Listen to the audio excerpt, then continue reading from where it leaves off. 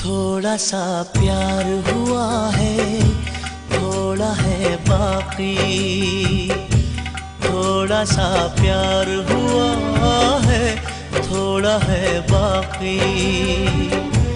हम तो चाहेंगे तुझे, हम तो चाहेंगे तुझे जब तलक चाहे बाकी।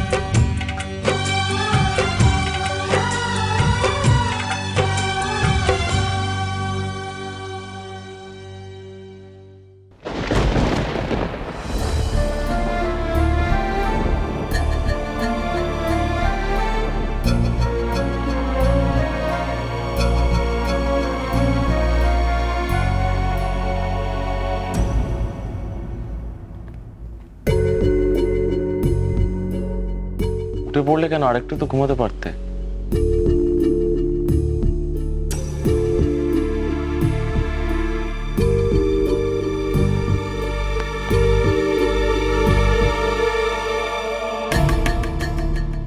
কফি এনেছিলাম আমি, ঠান্ডা হয়ে গেছে বোধহয়। তুমি খাবে? আমি নিয়ে আসবো কি? লাগবে না, আমার যে চা কফির নেশাটা নেই সেটা বোধহয় ভুলে গেছো। ভাবলাম দীপ্ত চৌধুরী ইনফ্লুয়েন্সে হয়তো আবার।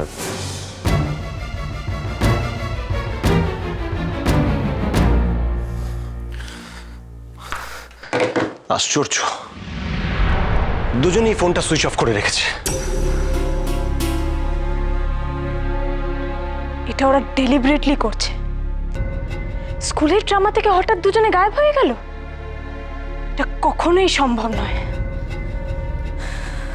মিষ্টু, আমি আর পারছি না রে মিষ্টু।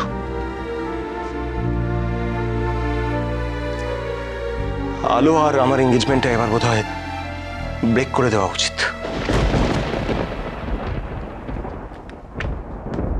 কি কি যা তা বলছো কি তুমি? হ্যাঁ মিষ্টু, ঠিকই বলছি। জোর করে তো আর কারোর ভালোবাসা আদায় করা যায় না।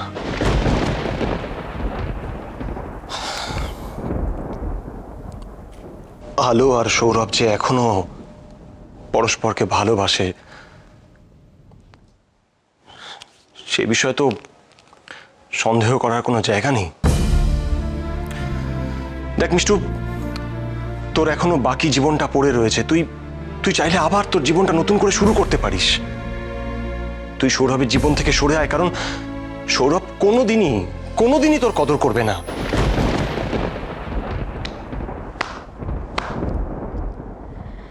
এই না হলে দীপ্ত চৌধুরী স্যাক্রিফাইস। দীপ্তদা, এসব না 60-এর দশকের সিনেমায় হতো।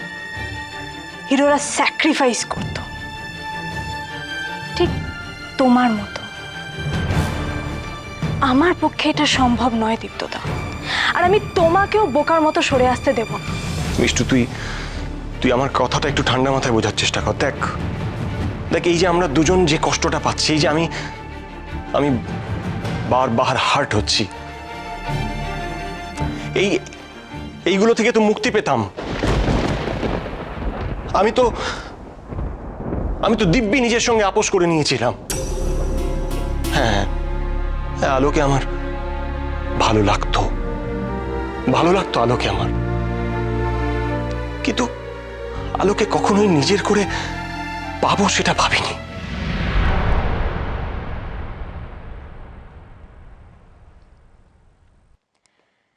কিন্তু যখন নিজের করে পাচ্ছ তখন তখন তো ভালো লাগছে দীপ্তদা। কেন তুমি তোমার ভালোবাসার মানুষকে পাবে না?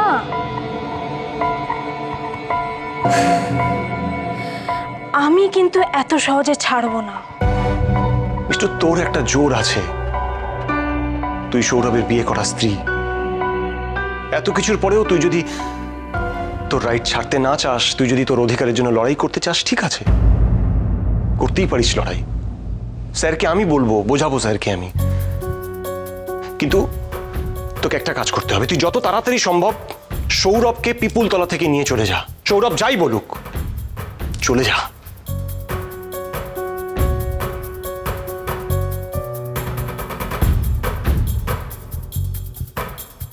ইনফ্যাক্ট তুই যদি তোর অধিকারের জন্য লড়াই করতে চাস, তাহলে আমি বলবো তুই সবার আগে সৌরভের কাছে যা। ওকে গিয়ে বল যে কেন ও তোকে নিয়ে সংসার পাচ্ছে না। বিয়ে যখন করেছে তখন স্ত্রীর মর্যাদা দিতেই হবে।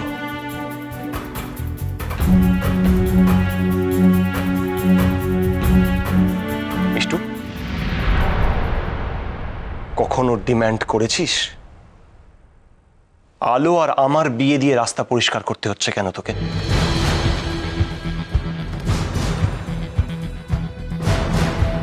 এই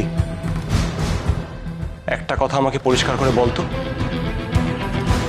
সৌরভ নিজের ইচ্ছে বিয়েটা করেছে তো তোকে?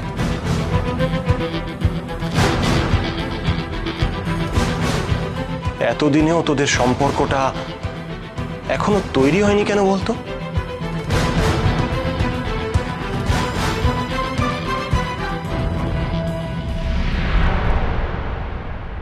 কাল সকালেই আমি দীপ্তকে বলবো যে আমার 2 ছেলে মেয়ে আমার সঙ্গে থাকবে।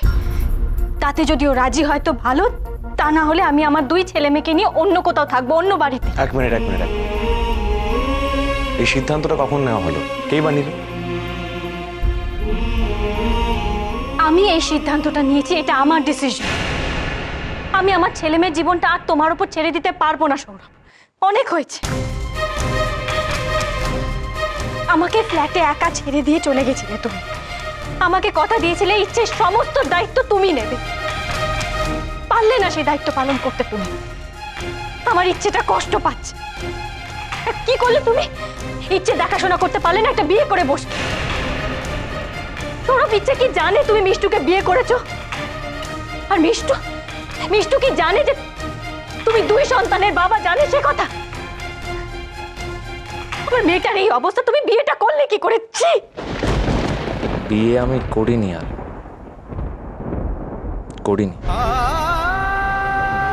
কিন্তু তোমাকে এই কথাটা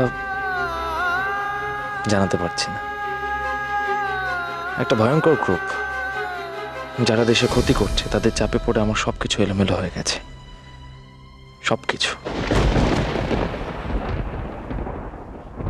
কি হলো এখন চুপ করে আছো, কিচ্ছু বলছো না যে? একদিন আমার ছেলেটাকে আমার কাছ থেকে নিয়ে বড়দার দিদি ভাইয়ের কোলে তুলে দিয়েছিল, কিচ্ছু বলিনি তখন। ভেবেছিলাম দিদি ভাই কোল খালিও আমার ছেলেটা দেখাশোনা করবে, করল না। তোমার জন্য আমি মৈত্র বাড়ি ছেড়ে চলে এসেছিলাম। তোমার কথা, তোমার পাশে থাকবো বলে আমি চাকরি করছিলাম, হোম ডেলিভারি বিজনেসটা করলাম, তা তুমি আমাকে বুঝতে না।